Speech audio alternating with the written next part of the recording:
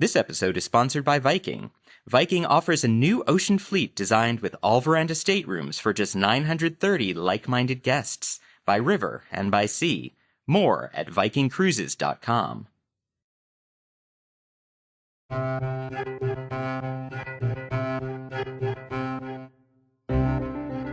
I'm Jay Slay Cobb, and you're listening to Masterpiece Studio.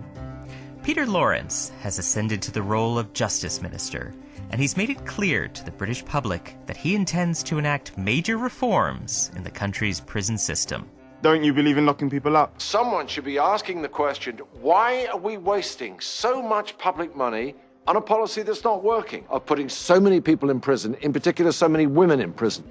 But if any change is possible in the Ministry of Justice, it will first have to get past the desk of Lawrence's trusted special advisor, Duncan Knock. Am I butting into something non-governmental? Is that what you're saying? No, not at all. I know he trusts you. Yeah. Then carry on.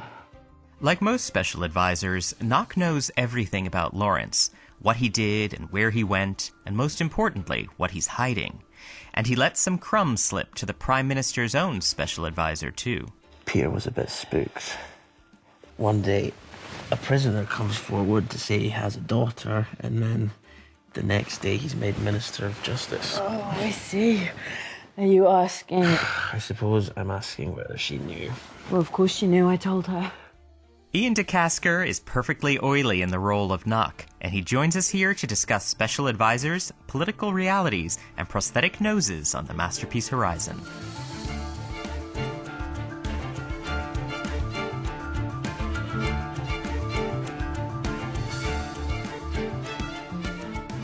This week we are joined by Roadkill star Iain DeCasker. Welcome. Oh, thanks for having me.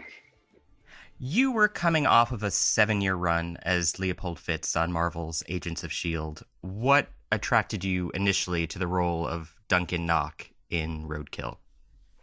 Yeah, that's actually a good question, because actually that was one of the things, is it's such that character specifically is very different from that character that I've been playing for 6 years, or however long it was. I loved playing that. I loved playing Leopold Fitz, and he had a lot of probably qualities that I would hope to have in myself, but don't probably. He's a very admirable, moral person. Whereas this character, Duncan Knock in Roadkill, is perhaps somebody less admirable. He, as is kind of a lot of players in this, he's kind of self-motivated. A lot of his what he does and how he conducts himself and moves the moves that he makes in the kind of political chess game are self-motivated. He's kind of he's got one eye on the future. He's definitely not as altruistic, I'll say, as a character. I mean, you did play a villainous version of Fitz in the framework, but Duncan definitely falls into more of a potentially villainous category. I mean, coming off of Fitz, was that a conscious decision that you were looking to sort of play a role that was maybe more morally flexible? I think so. I think those things are subconsciously in you. I think that I'm very lucky. I think on the one hand that I have, my agent managers and things who always seem to just send me things. They seem to be 10 steps ahead of me and kind of seem to know what I would like to do next before I know. But I think subconsciously there is that. For whatever reason, you might not actively go out searching for it, but when it comes and when you see it in front of you, something about it instantly strikes a chord with you. This one's a little bit different as well, because you kind of go, if the character was, for instance, for the sake of argument like we're having, if he was very similar to Fitz and that wasn't sort of character I'd been playing before, that but I was looking for something different. This is different because you kind of couldn't turn this project down. It's David Hare and Hugh Laurie. It's just to be a part of it alone in any context is a very exciting prospect. There's not a lot of detail given about Duncan in Sir David Hare's script for the first episode. He writes he's 30s, slim, obsessive. Once you were brought in, where did the decision to make Duncan Scottish come from? Yeah, do you know what? Weird enough, I think I auditioned in an English accent. And luckily we were at the read-through before it. And I just asked, because Michael, our director, is Scottish as well. And And I just asked right before, I was like, so I'm doing the English accent then? And they were like, no, Scottish. So it was almost kind of decision was made a tiny bit without me, I guess. Michael had kind of come to that decision with David, I think, before to go that route. And I think it's just emblematic of, in government, there's people from all over the UK in different kind of regions and accents and from all over different areas. So I think it was probably to exemplify that. I mean, I love the fact that he is Scottish, surrounded by these very English politicians. It makes Duncan a bit of an outlier, and I think it sort of colors his dynamic with Peter Lawrence, who's also an outsider of a sort. Whoops. We've been summoned to Downing Street. Summoned? Is that the same as summoned? Or is it better or worse? What do you make of the Duncan-Peter Lawrence relationship, which feels somewhat familial at times? Yes, it is. That's interesting you say that as well, because that was something saying before. There's a weird kind of, at some points, there's a weird kind of married couple thing with them. But yeah, he's got a very close working relationship with Peter Lawrence. There is a loyalty between them because I think on the one hand, he truly admires the type of the politician Peter is. But also there's a loyalty there because he knows where the metaphorical bodies are buried as well. He's kind of come up through the ranks with Peter. But at the same time, like I say, he's with that idea in mind again of the being self-motivated. I do think he constantly has his sights set on climbing the political ladder. And I think he quite cleverly sees Peter as his ticket to the top. So there's, within that loyalty, like I say, there is a degree of self-motivation. Yeah, he's bound to Peter by secrets they share, I think. It gives him a degree of security in that. Yeah, it gives him a degree of security in that, but that might ultimately end up being his downfall. Is that he gets, I think he gets too kind of comfortable in the fact that he's safe. A lot of your scenes in Roadkill are with Hugh Laurie, which then sort of begs the question, what was it like working so closely with Hugh Laurie on this? It was really fantastic. Yeah, I really cherished my time with him. I mean, he's just everything you really want him to be, I guess. He's very, very funny, quick-witted, very smart, likes to get kind of into conversations about, wide-ranging topics and just very personable and welcoming. And also, I just found for me on set, he's very professional on set. When the cameras start rolling, he's on it. I don't think I ever saw him ever forget a line or, he was always kind of on point. And he would also just come up with great ideas, and kind of hand them over to me for little bits, which were always very often better than mine. And he would give them over to me. So yeah, I really loved working with him. There is an oiliness to Duncan that I love. He seems very at home within the world of politics, I'll say. What is your take on the character, and more importantly, do you feel that David Hare's script reserves judgment on him? So Duncan is the special advisor to Hugh Laurie's character, Peter Lawrence, who's the politician at the center of the story. And Duncan, a special advisor as well, I should also mention, for anybody unfamiliar with it, which I have to say was me before we started, but a special advisor is it's quite a controversial role within government because they are able to be politically motivated and yet they are not voted in by the public. They are essentially employed by the government. So it's just quite a contentious role, I think, already. And I think Duncan he almost enjoys the power of that a little bit. And yeah, he's very ambitious. He's very young. Like I say, he's really intelligent, but like I was saying, I think sometimes he's a bit too smart for his own good. And yeah, I think he's quite happy to indulge in all the political chess games if it means it will further his ascent up the ladder. Does the script reserve judgment on Duncan, or does it sort of issue a rebuke about his behavior? Yeah, I mean, one thing I really like about David Hare's writing, and particularly in this, is that his writing is kind of circumstantial. There's no story, and the characters are. He kind of puts the facts and the story in front of you, and he leaves it up to the audience to make up their own mind. Which, especially for something which is a political drama, I just think it's a great angle to come at it on. And what I always find interesting about this is you get to see all the inner workings of a governing a governing party in power. But yeah, it's not. I don't think David's writing it with an agenda in mind and coming in about this is why. This is the opinion I want to make in this. He kind of just tells the story and puts it out there. So I think that with Duncan, I think it's hard to say too much without giving too much away. But I think it's the same thing with Duncan. I think he shows you all the different players and he shows you the power struggles between them. And you mentioned the fact that they're bound by secrets.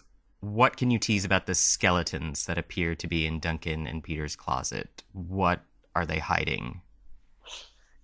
Yes, they are hiding something. I think that we see that Duncan has is that he's in bed with the enemy, essentially. We find out at the end of episode 1, I believe, that he is having a relationship with Julia, who's the Prime Minister's Dawn's special advisor. And he's obviously, he's effectively what's happened there is that he thinks there's a level of trust between the two of them, that's a safe space, and effectively he's telling her things or talking about work with her, things about Peter, and that's being passed on to Dawn.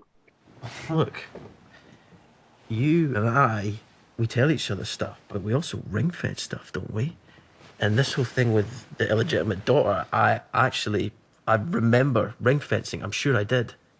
I don't remember that. I'm wondering what this relationship means to you.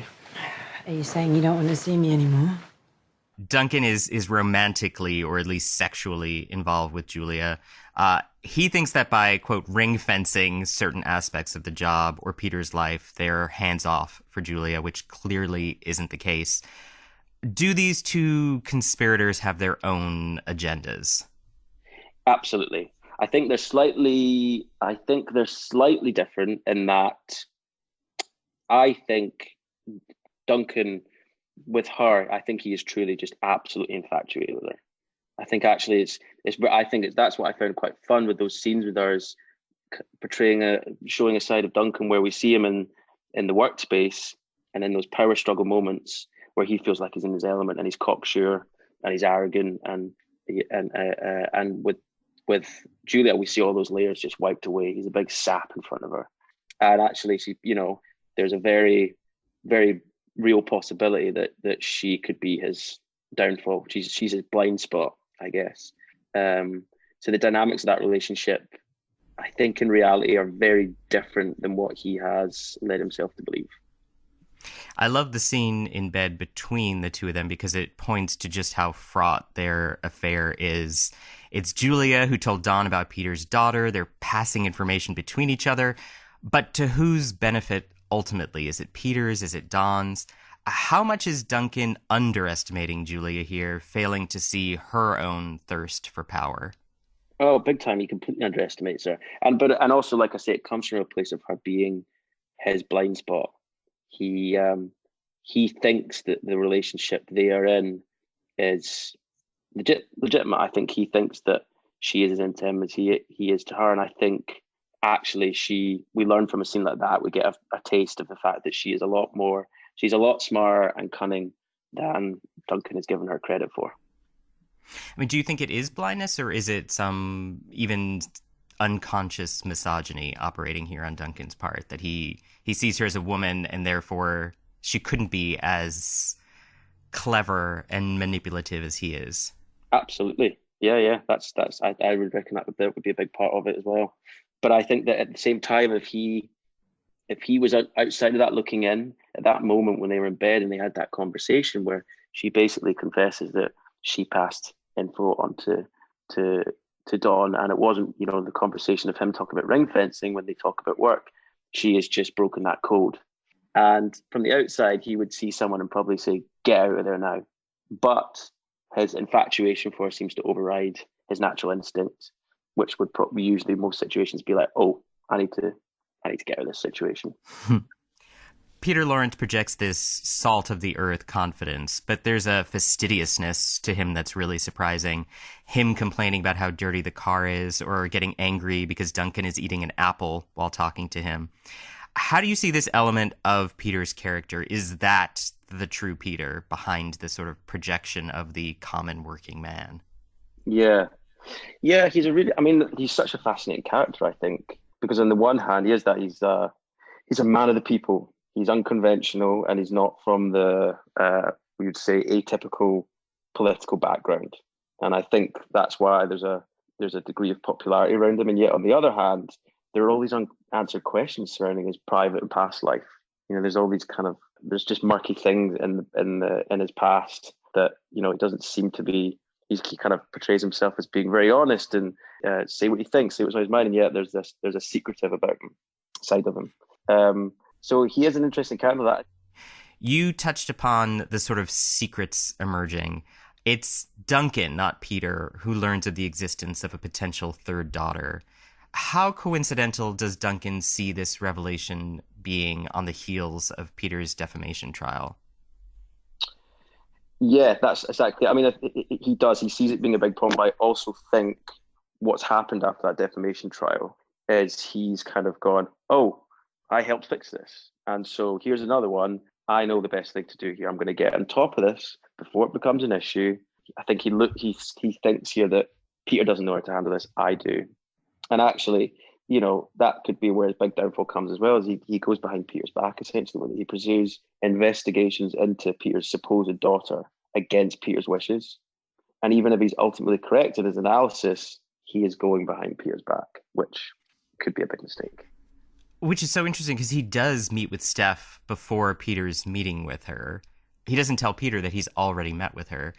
What does Duncan make of Steph, who's acting as a proxy for Peter's alleged daughter? Yeah, I think with Duncan, he just sees it all as the political chess game of like scandals and how to fix them. I think there's an element he kind of revels in it. He feels like he's in his element in it. So that's also one of the geniuses of David writing of setting the story up is, from the start, it's unsure where exactly Duncan's intentions lie.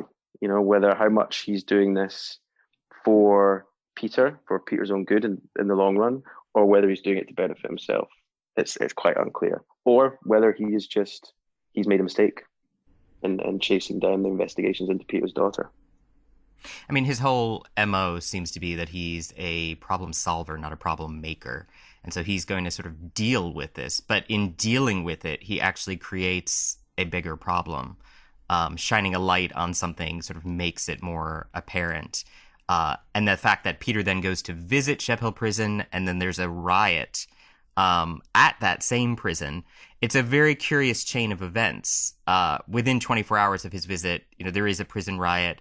Guards are injured. How related are these events, and how much of this is coincidence, or, to put a kind of conspiracy theory hat on, I mean, is someone pulling strings here? Well, yeah, that's kind of a side to that you can't help when you watch. You go, yeah, you look at that. I think there's an element to both of them. And for that point of view, I think Duncan and Peter, when that comes up, I think from Duncan's point of view, I think he's so cocksure. And after what's happened, obviously, with the libel case, I think he just has an air of feeling like he's invincible a little bit, that this can get done and everything's on the up. Don's calling him it. He's doing a reshuffle and he's going to be getting a big new role. It looks like he's going to get foreign secretary, I think. And so with Duncan, I think he just thinks he's the smartest person in the room. But in reality, there are a lot of players that are a lot smarter than him, and also things are much bigger than he probably gives him credit for. Before this next question, a brief word from our sponsors.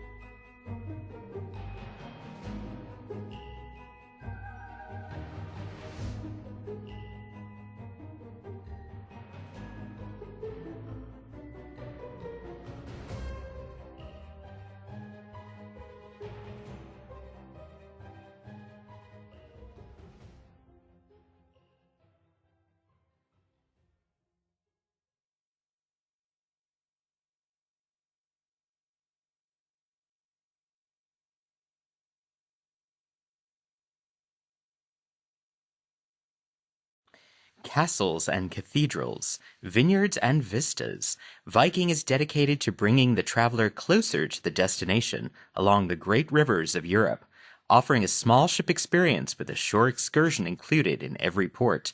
Learn more at vikingcruises.com. Peter Lawrence's line, quote, I have always been a rule breaker. People like me because I break the rules. That's my appeal. It's my USP. I hope you're right, Minister. Voters think of me as a character, and they'd much rather be led by characters than by zombies. gave me shivers. What's your take on that line of dialogue, and is there an inherent truth to what David Hare is saying in 2020?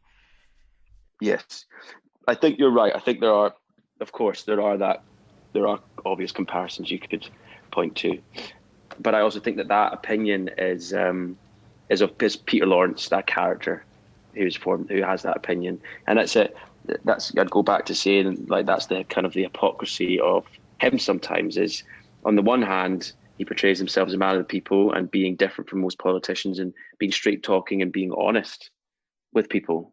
And yet at the same time, he's aware of how being like that is playing a political chess game. If that makes sense. So it's kind of there's a hypocrisy between the two things, I think.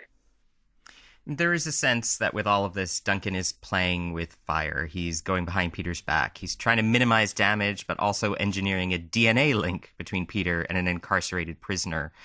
Is there a sense at all in the next two episodes that this might lead to Duncan becoming, well, political roadkill himself? Yes, totally. He's going down a very dangerous path, it seems like. It seems to be gaining traction faster and faster. One problem leads to another problem. And I think because in some way his arrogance, he thinks that I can fix this, and I know, and I'm the person that's out to do it. And actually, if he was to just come to Peter the right way with it, he'd probably put himself in a much better position.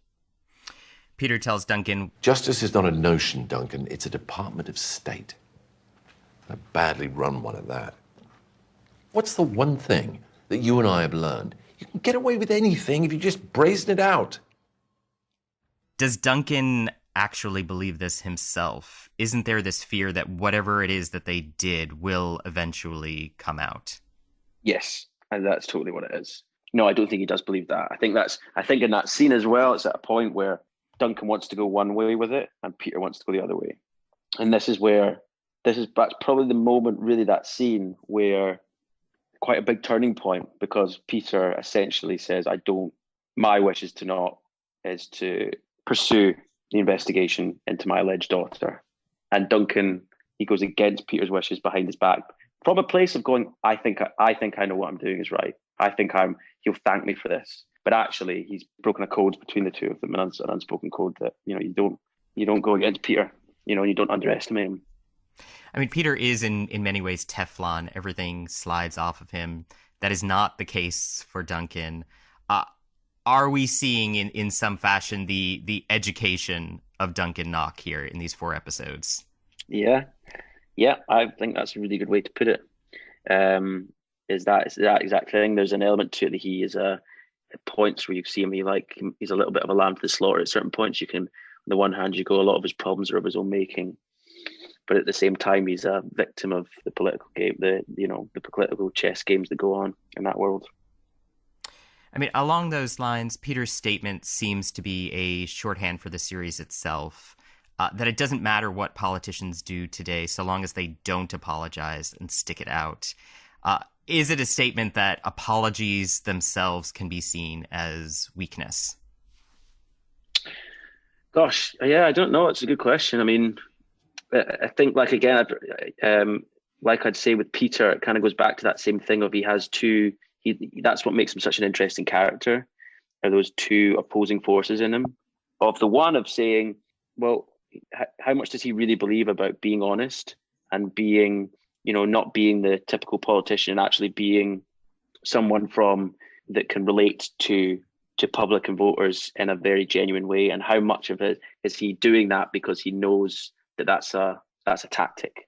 I just find that quite an interesting thing, the kind of opposing thing within him. Duncan believes justice will always win because classical literature says it will. Is that notion challenged, if not by Roadkill, then also by recent events in the real world? Is our insistent belief that good always triumphs over evil?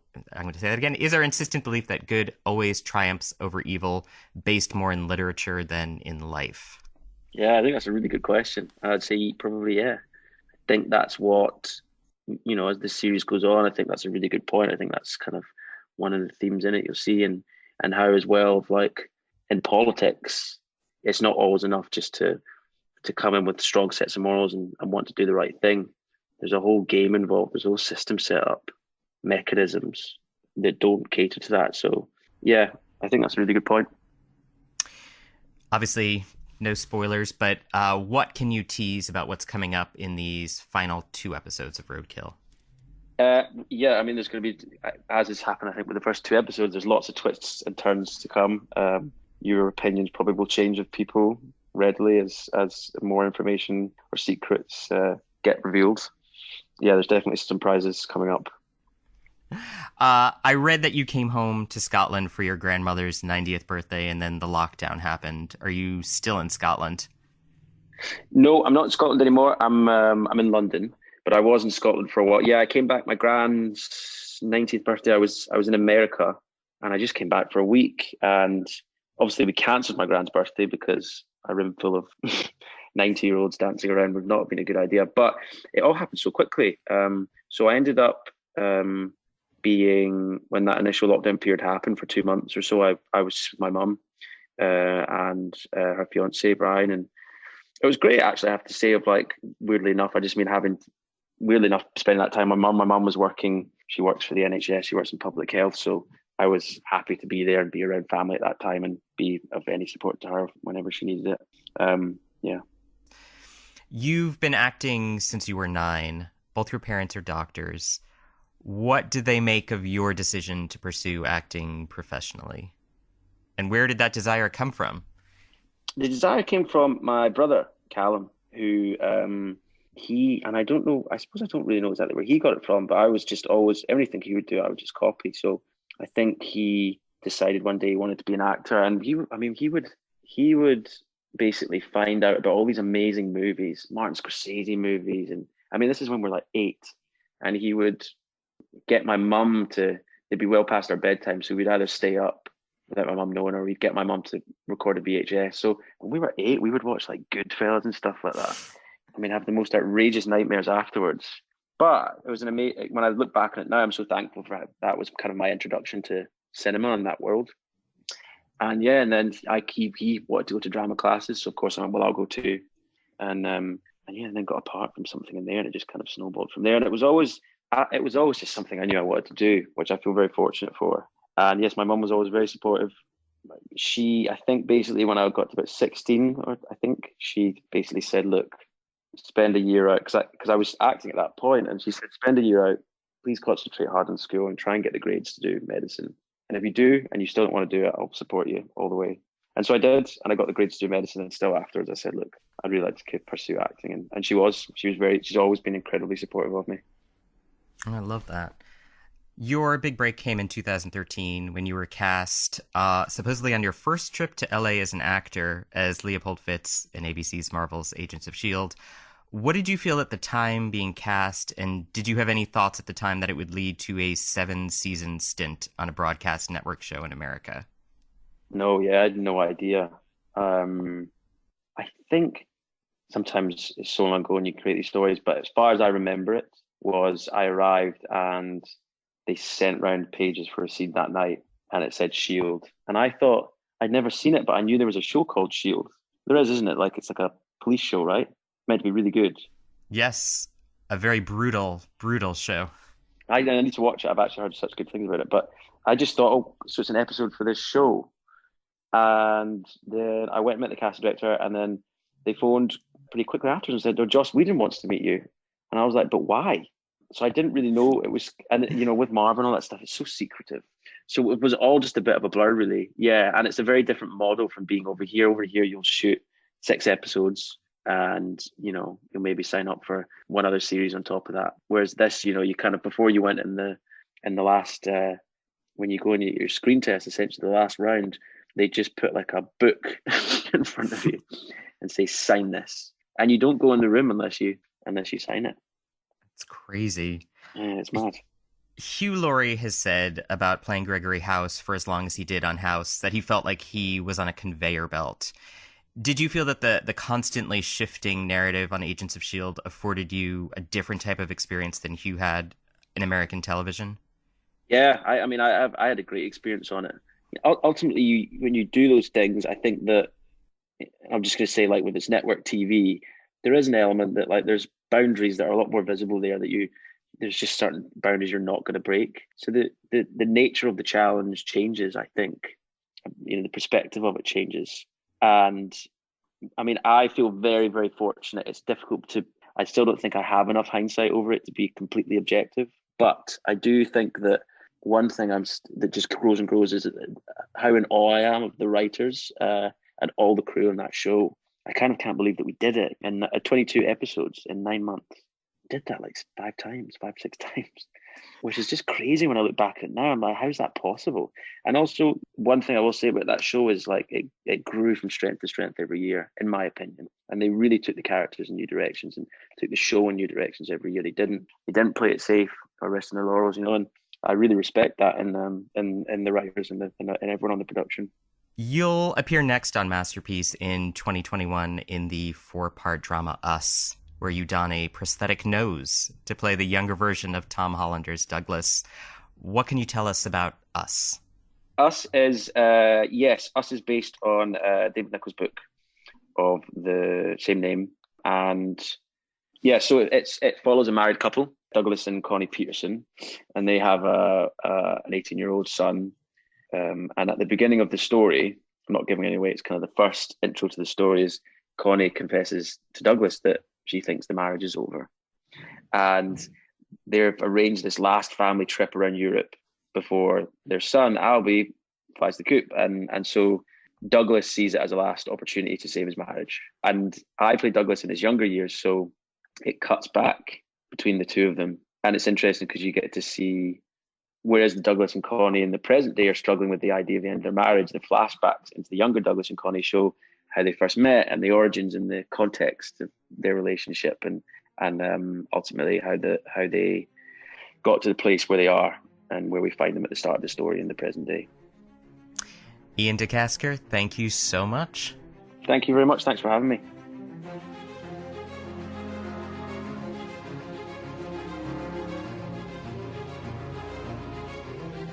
With 2 episodes of Roadkill left, Peter Lawrence's pathway to power seems more clear than ever. The only question is, will he get in his own way? Look, Peter, you once told me your motto. What was my motto? Always put the past behind you. That's what you said. You've lived by that. Yes, her death is tragic. But for you, it might be a stroke of luck. That's all you need to know. Series creator Sir David Hare unpacks the final episode of Roadkill with us here, November 22nd.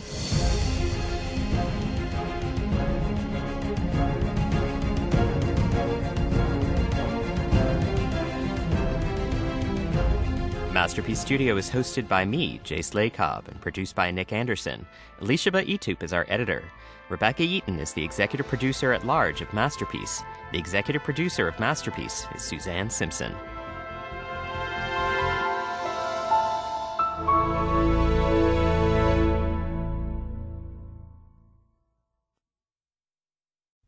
Sponsors for Masterpiece on PBS are Viking Cruises, Raymond James, and the Masterpiece Trust.